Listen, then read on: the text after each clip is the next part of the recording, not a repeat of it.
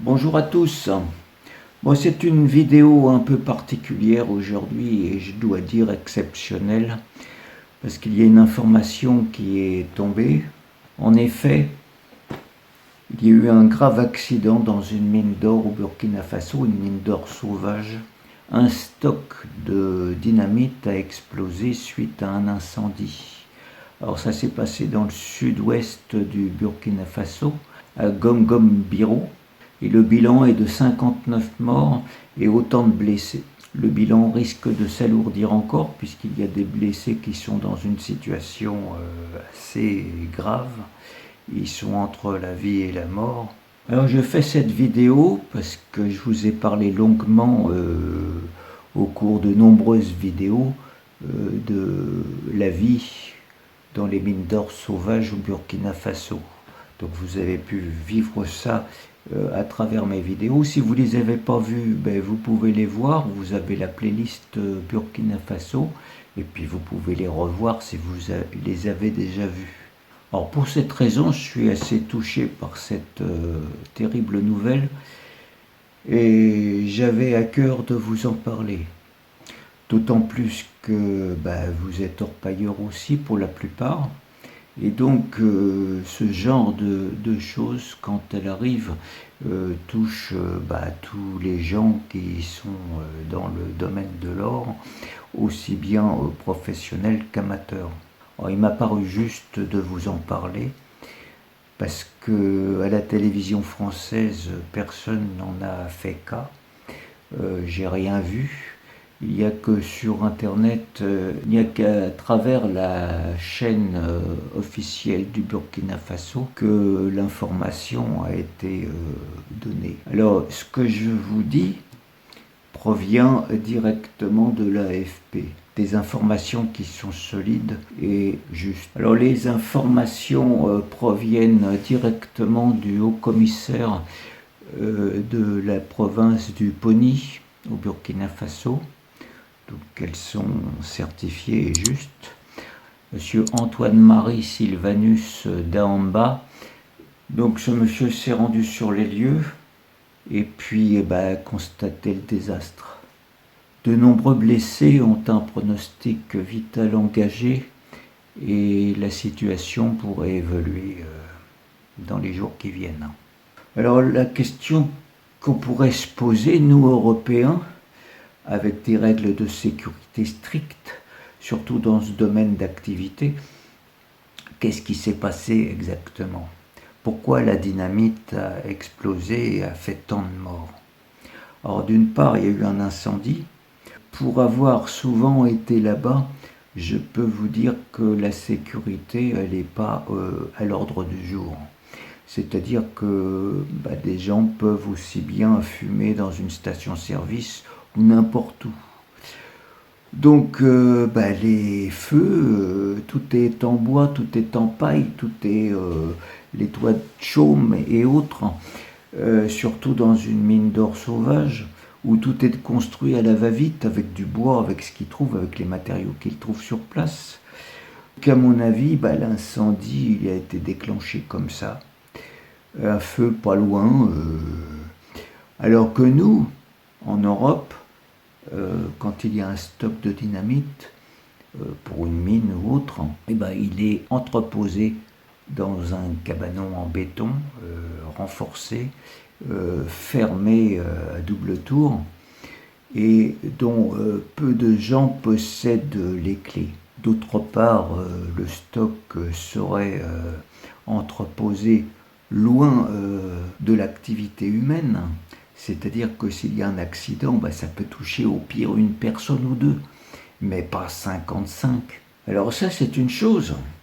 Entreposer la dynamite dans un local qui n'est pas sécurisé et qui risque de brûler. Mais là, le stock de dynamite était entreposé sur un lieu qui fait office de marché. Donc énormément de gens. Voilà pourquoi le bilan est aussi lourd. C'est de la pure folie d'avoir choisi cet endroit pour entreposer de la dynamite, alors que beaucoup plus loin, il aurait été possible de trouver un espace où personne ne passe ou presque. Seulement le problème, c'est le vol et les risques de vol.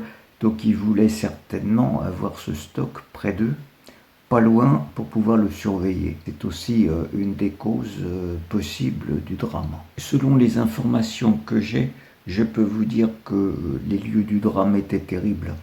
C'est-à-dire que quand un stock d'explosifs comme ça, de dynamite, explose, ça forme un cratère énorme. Alors bien sûr, des arbres ont été arrachés. Imaginez les humains qui entourent ce lieu, comment auraient-ils pu s'en sortir? C'était pas possible. La dynamite proviendrait de contrebande.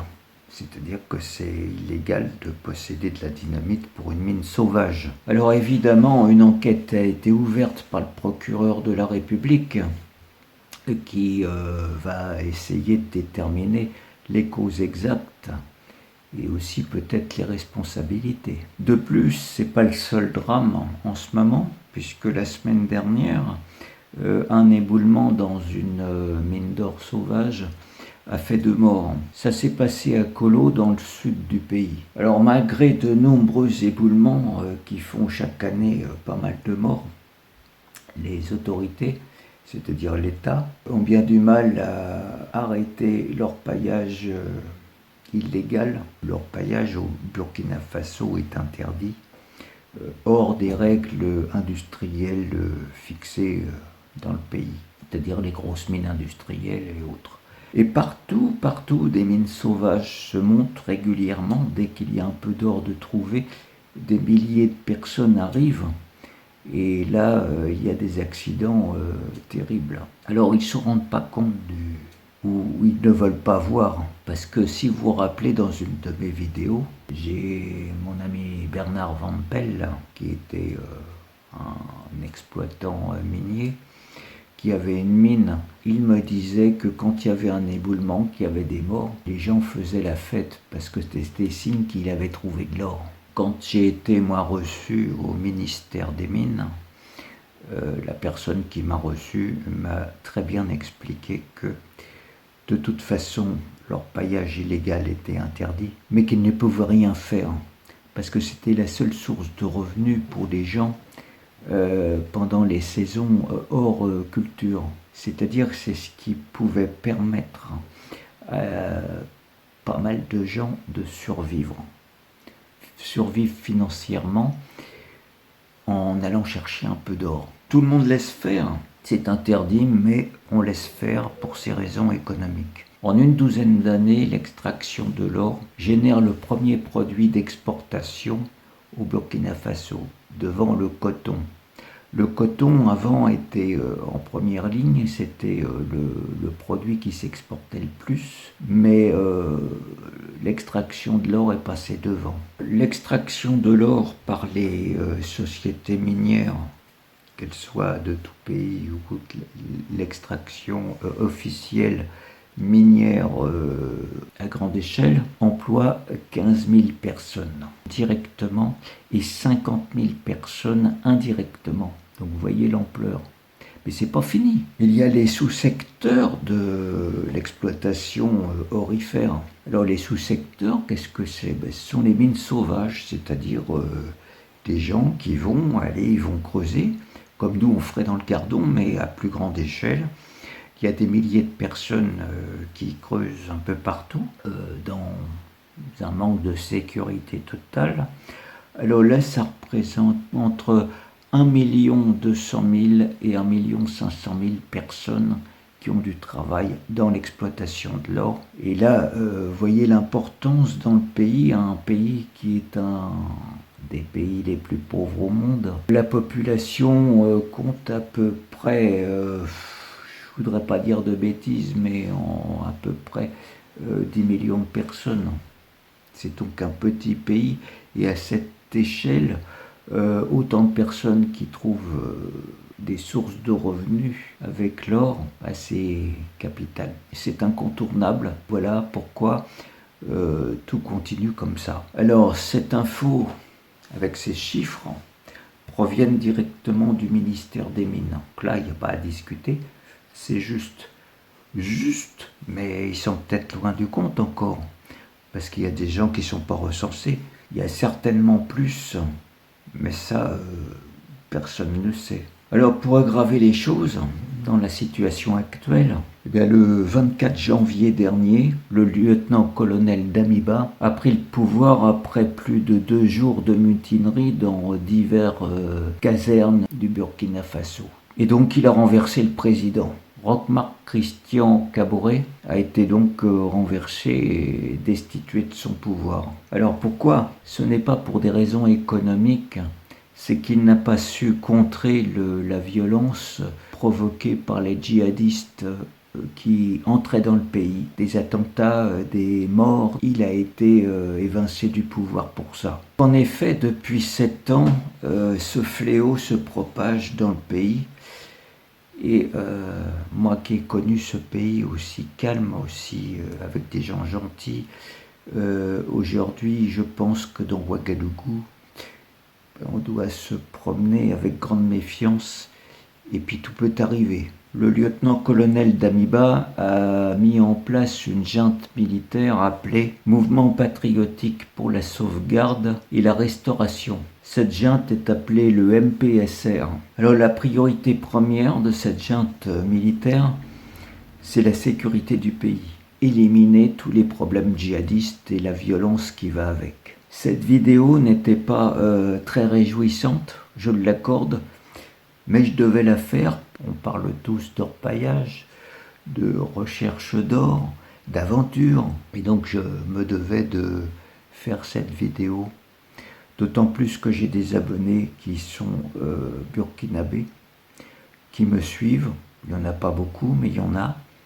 Et donc je voudrais leur dire aussi que on pense à eux. Bon, je ne pensais pas faire une dernière vidéo sur le Burkina Faso parce que à l'heure où j'ai enregistré la précédente, le drame ne s'était pas encore produit.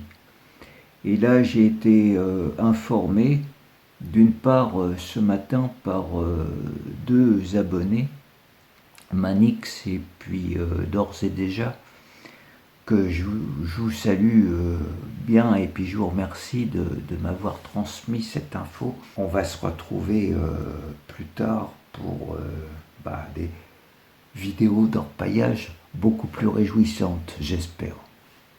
Allez, à bientôt. Merci beaucoup de votre patience, d'avoir regardé cette vidéo jusqu'au bout. Et puis n'hésitez pas, abonnez-vous. Allez, au revoir.